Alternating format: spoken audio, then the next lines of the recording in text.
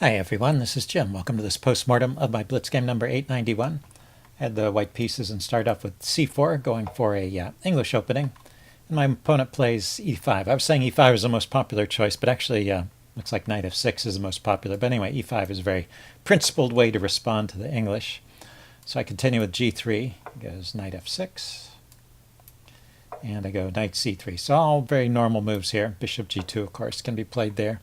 And now he plays bishop e7. That's a bit unusual. He kind of lets me get the setup I want when he plays like that. The more disruptive move here is bishop b4. I think that's interesting. And also d5. Yeah, these are both interesting ways to play. Say bishop b4. I continue with my setup. He castles. He doesn't have to take here right away. After I play e4, though, I'm threatening to bring the knight over to defend the other knight. So bishop takes and damages my pawn structure, and I'll probably take with the b pawn, but you can see it can be played either way, either b pawn or d pawn. D pawn takes. Anyway, it would get me out of my normal routine and decent position for black. The other way to play it is with d5, and after the exchange here, let's see, bishop g2. The knight just goes to b6. Funny enough, it just retreats and black keeps the knight on. He's got an open line in the center. I have two pawns in the center, but a slight weakness over here on the queen side. Also a fine position for black. So those are a little more active ways for black to play in this position. This is a bit passive. And as I said, it lets me get the setup I want. d6. And then I go e4, because I was going for the Botvinnik setup. The chess engine prefers to play like this with e3, c6, and d4, and just build up a big center. And this is how white could get some kind of advantage out of the opening, I guess. Try and take advantage of black's play. But like I said, I was just going for the Botvinnik setup, so I just continued. And this is fine, but it doesn't lead to any big edge for white or anything. See, he goes knight c6. So these following moves are pretty normal. Goes bishop g4. I think the early bishop foray is not all that successful. After knight d4 and h3, which is what I played, now the chess engine just wants them to put the bishop back on d7. That's the top choice. Of course, it's just a retreating move, and so he's probably given me a slight edge. He could also play like this, knight takes, and then the bishop, if it wants to stay on this side, could retreat to h5. But I don't know if this bishop has such a great future over here. It's going to be retreating potentially to this square and looking at this very solid center. So it just doesn't have a lot of targets over here. And gives me some free pawn pushes over here. I can get some pawn pushes in with tempo. Anyway, he took, so he doesn't have to worry about the bishop anymore. But this leads to an advantage for white, I think. Let's see, he goes c5, locking that knight in there. And I went ahead and took the knight off. That's certainly not necessary. I could have continued developing. And I think there were other ideas there as well. But this was an okay way to play. Knight takes, c takes, and king h2. I'm just getting the king out of the way a little bit and then ready to push the f-pawn forward. He goes rook to c8. And yeah, I didn't see the advantage of this rook move at first, but it kind of turns out to be useful in various cases, so not bad. And then I push on with f4, and he goes queen b6. So we get one of these positions I was just talking about in my middle game series, where both sides are attacking on opposite wings, and one side has the king as a target, and the other side just has the structure over here as a target. And I think this position is still about even. There's a point at which white gets the advantage, but it's not yet. I mean, my attack is still pretty far away, and well, I'll show how black could have defended. But I think it's maybe easier for white to play because the king is the target, and black always has to be worried about getting mated, whereas if I lose a little material over on the queen side, it's not so much of a problem. But I didn't want to give up material right away. I played b3. So all this is good, a5, and I push on with f5. This is an interesting point. Normally I think I would have just taken. This is kind of my typical way of playing this position, and this is not so great. Let's see, say I bring the queen in. He can play rook to c6, and he's got a very solid defense along this rank, and he can still attack on the queen side and create weaknesses. And it seems my attack here is not really going anywhere.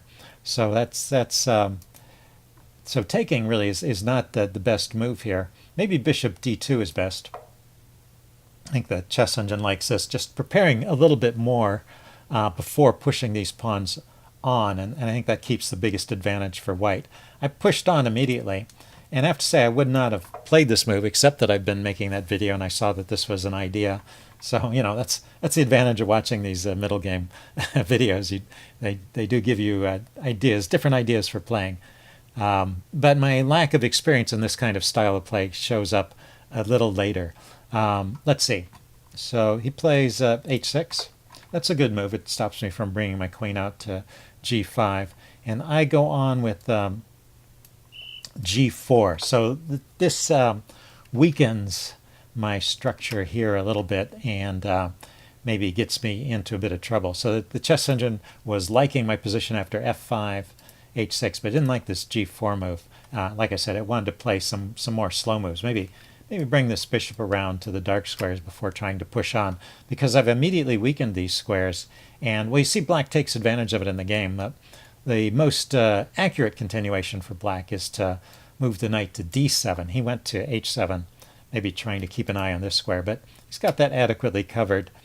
And then after queen e1, like in the game, he can drop his queen back to d8 and bring his bishop out along these dark squares. He's got everything pretty well under control, and my queen is in the way of my bishop now.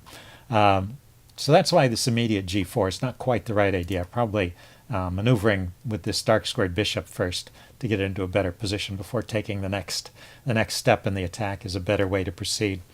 Anyway, he went knight h7, also good for black, but maybe not quite as incisive. I go queen e1, he goes queen d8, so a lot of the same ideas. And I start to bring my bishop in, bishop d2. Let's see, he plays b6. I go queen e2. I realized he could stick this bishop here anytime, and I wanted to get my queen out of the way and drop my bishop back to try and regain some control over these squares. He went bishop h4 anyway, and let's see. Well, I was first lifting my rook. This maybe was a wasted move because after knight g5, I ended up just dropping it back. But it seems like no harm was really done by that exchange. It did give him an extra move to bring his queen in, but well, this all just continues in a position that's about even. But I still think maybe it's a little bit easier for white to play than black. Anyway, he trades at this point. I think that's more or less forced. The bishop doesn't have any retreating square. So this knight move that he got in as a free tempo, maybe it wasn't that useful because it kind of blocked that diagonal. Oh, let's see. I took with the other rook. I took with the queen. I'm forgetting how I played this. Okay. Yeah, I took with the queen so that I would have control over the h4 square there. Let's see. He dropped his knight back to h7. I pushed on. Oh, I went queen g3 first. I'm going to push on with h4. He went rook to c5, lifting his rook up. And I lifted my rook up, rook to f2. He went b5. And I brought my bishop to f3. I wasn't quite ready to push again. I was just preparing things a bit. He goes pawn takes, and I knew things weren't falling apart over here yet. I could just take back. And then he brought his other rook over, rook to b8. I bring my rook to the g file. And here, a4. This is the move that gets black into trouble. At this point, my attack is all set up. So I've unlike in my early play where I was pushing my pawns without getting my pieces, here I got my pieces all lined up and I'm ready to push the pawns. And he can't really afford to ignore this. So he needs to play something like g5. And even this position is kind of a little bit tricky. I would take, and he takes back. And then push on with g5. And now, if he plays a move like queen g5 or pawn g5, then he's okay, and this position turns out to be about even. But he could easily go wrong here by playing knight takes g5. And I'll just show you the winning idea here. I drop my bishop back. He moves his queen out of the way and to a defensive position. Then I push on with h4. The knight has to go away, and I'm breaking through here on g6. And with the two rooks lined up against the king, even after the queens are traded, this rook is out of play, and I've got a winning attack here. He may have to give up some material here to stay on the game, or to keep the game going.